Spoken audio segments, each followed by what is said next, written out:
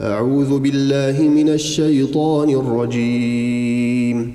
بسم الله الرحمن الرحيم.